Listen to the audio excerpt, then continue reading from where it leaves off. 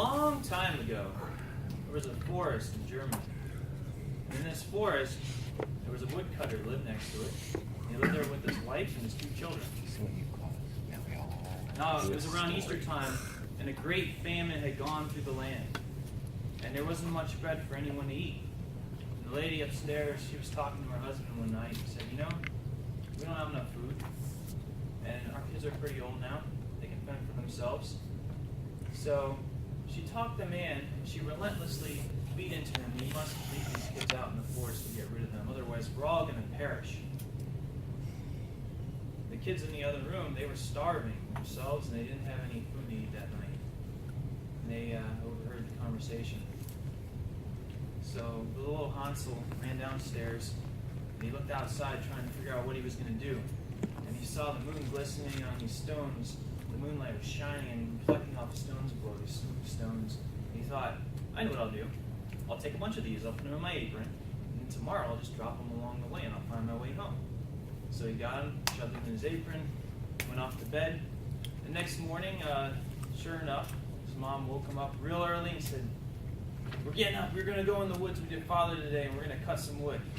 So they walked out there, and as they were walking, Hansel's dropping little stones behind, leaving a little trail for himself. He kept looking back to make sure he knew where the house was. And his dad was like, hey man, keep walking, what are you doing? But he's like, oh, it's my cat, it's on the roof saying goodbye to me. He would say goodbye to his cat, keep walking. So they walked into the forest, they get there, Dad sets up a fire for them, gives them each a piece of bread, says don't eat this for a while, you can go cut some wood. He goes out on the side and he puts his branch against another branch. So as the wind blew, it sawed and made it sound like he was sawing.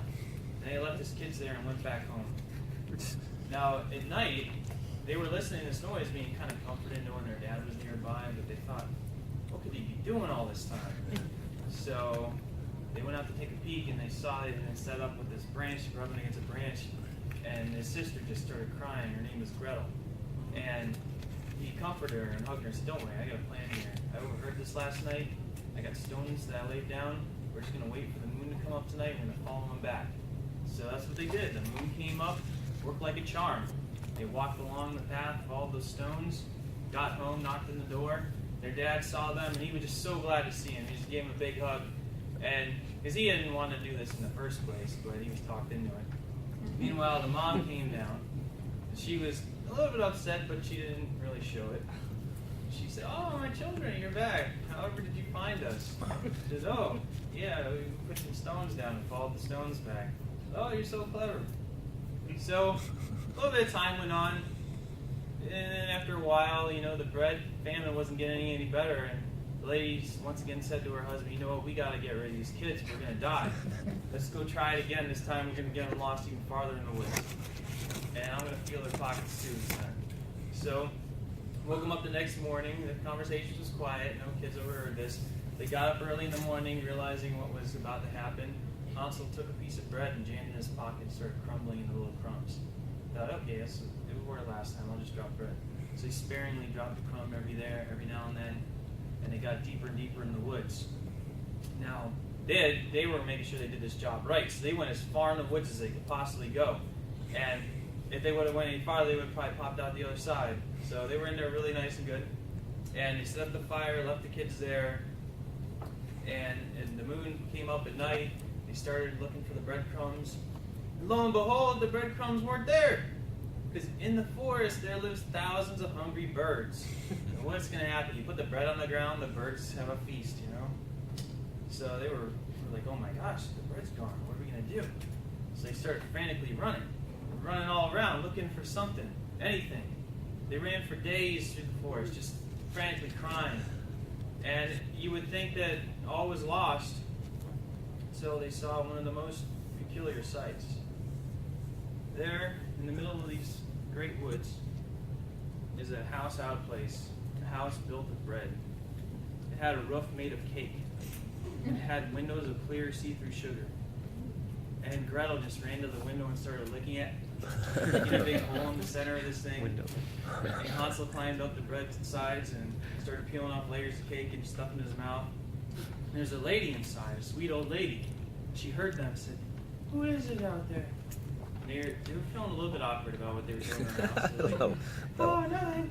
The children of the wind, the children of the wind. And they sat there eating this house. Finally, the lady pops her head out the window. Says, hey, kids, I'm okay with this. Why don't you come on in and I'll make you some chicken soup? Now, the lady, she was an old lady. She had red eyes and she was a witch. And she put that house there like a spider puts up a trap. She collects the kids because there's a lot of parents getting rid of their kids. And they got the kids, and then she would boil them and eat them. Bad witch. She got these kids in there, fed them chicken noodle soup. They put themselves each to bed. And then right after they fell asleep, she carefully carried Hansel, put him in a cage and locked it. And then she made no waste there. She went right upstairs, got Gretel, woke her up, and said, hey, here's the deal now. We're each going to be feeding your brother here till he fattens up, then we're going to eat him. And you're going to help me. And Gretel was quite horrified at this, but she didn't know how to go anywhere. They'd just been lost in the woods, and she at least had food here. Not very good, mind you, either, because she stopped getting the chicken noodle soup. She was on the breadcrumbs now. Meanwhile, her brother got all the good stuff. So she would bring the chicken noodle soup over to her brother, and the lady would put on a white glove. Her hands were very frail. She would go over to feel the brother, see if he's getting fattened up. And he would kind of stick the chicken bone out, and she'd feel that. Oh, he's not fat yet. He was clever. After 2 weeks, though, she grew impatient. She's like, I gotta eat some meat. So she goes up, tells Gretel, today's the day. You go get some wood. We're gonna heat a fire underneath that furnace, get it really hot, and then we're gonna throw your brother in there.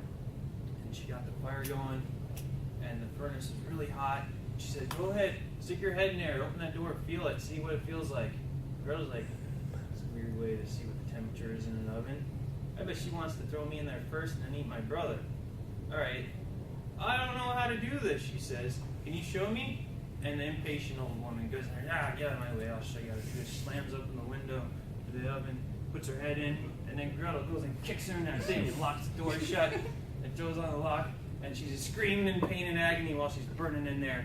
And then she runs out, cuts the cage open, gets her brother out, and they look around before they leave because they want to get the heck out of this place. They see all these like pearls and gems and stuff. And like, oh, we'll take that. Jamming in their aprons. Got some bread for the road. Good old layer of cake to go.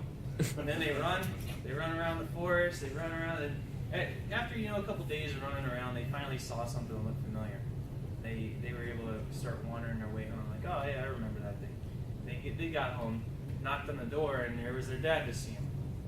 And he was so glad. He said, I haven't had any peace ever since I left you guys there. And they told him about their wild adventure and showed him the pearls, because at first he didn't believe. And they're like, oh, wow, either you stole somebody or this really happened. And so they were good. They were set. They had their money for their bread, and they went to find their mom, and unfortunately she had passed away in the famine. So, you know what that means? They lived happily ever after.